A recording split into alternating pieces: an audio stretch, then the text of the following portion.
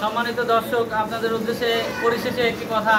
আপনারা আমাদের এই সম্পূর্ণ ভিডিও দেখে যতটুকু বুঝলেন, আমাদের ইমিডিয়েটলি একটি ঘর প্রয়োজন। তো দেশ এবং বিদেশে প্রবাসে যারা আছেন, যেই দেখেন যার সামর্থ্য আছে, আপনার কাছে একটি আকুল আবেদন, আমাদের মাদ্রাসায় একটি ঘর দরকার। এটা শুরু হয় 2012 সালে।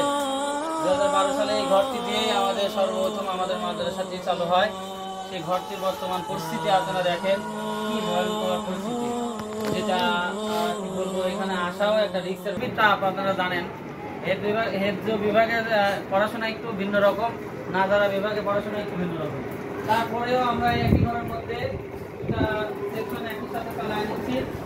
দেখেন কি পরিমাণে ছাত্রছাত্রী, এই ঘরে এত মানুষ রাতে ঘুমানো, দিনের বেলা ঘুমানো। দর্শক, এটা হচ্ছে আমাদের মাদ্রাসা ফিল্ড। এখান দিয়ে ওইটা হচ্ছে প্রথমে যেখানে গেছিলাম, ওটা হচ্ছে আমাদের নাচ।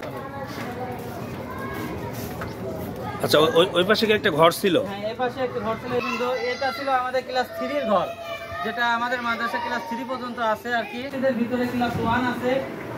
আপনারা যদি কষ্ট করে একটু দেখে আছে, যারা অনাবাসিক আবাসিক মিলায় আছে আর কি, যারা নিয়মিত